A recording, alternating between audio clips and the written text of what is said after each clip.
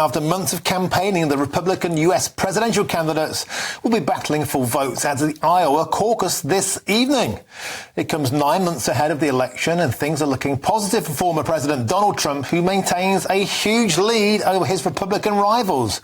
Our very own Nigel Farage is in Iowa, so let's take a look. We can also do it. Is that Nigel Farage, by the way? Oh, you stand up, will you? I'm just looking at this handsome guy.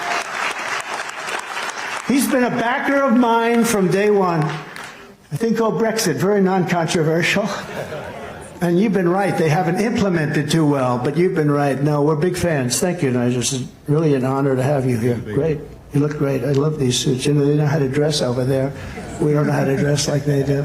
Thank you. Great honor, man. Nikki Haley even supported Rhino Paul Ryan's. Great stuff. And the man himself joins us now live from Iowa. Good afternoon, Nigel. Absolutely showered with compliments there by Donald Trump in that splendid chalk striped suit. Nigel, what's the mood like within the Trump camp? They seem like they're on top of the world. Yeah, they're pretty bullish. They really are. If the polls are right, then he's going to win this caucus this evening and win it by quite a big margin.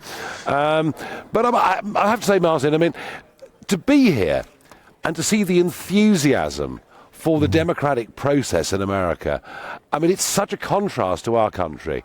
It really is remarkable that all these people will turn out at 7 o'clock tonight to vote, and some will vote for Trump, and some will vote for Haley or Ramaswamy. But it really is an exciting thing to be part of. Yeah, Trump's going to win, probably by a big margin.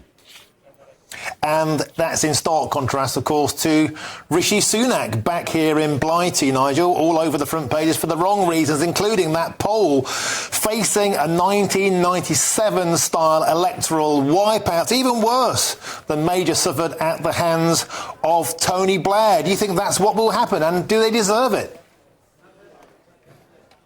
Well, I've thought for a long time, and I've written and spoken over the course of the last year, that I don't think the Conservative Party have any idea what is about to come down the track towards them. And yes, they thoroughly deserve it.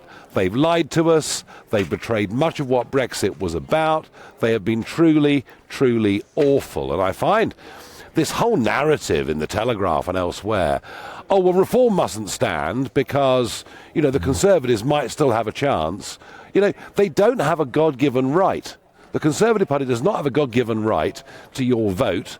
And I have to say, the way the newspapers are behaving over this, I find quite bizarre. The Tories are so awful. They're so far away from the centre ground of opinion of most Conservative people that actually the right thing would be for them to be replaced. And Nigel, what's interesting this time around, you know, ABC, anyone but Corbyn in 2019, the mood amongst Conservative commentators doesn't seem to be that at all this time. They actually believe the Tories deserve to have this forest fire. Yeah, they do. They do. You can't go on just lying in manifesto after manifesto. And, of course, the big one is immigration. Not even illegal immigration, but legal immigration. Since 2010, in manifesto of one after another, they promised net migration of tens of thousands a year, and the last figure we saw was nearly 750,000. And you know what? They said it because they thought people wanted to hear it. They never actually meant it. So, yep, they deserve everything that is coming to them.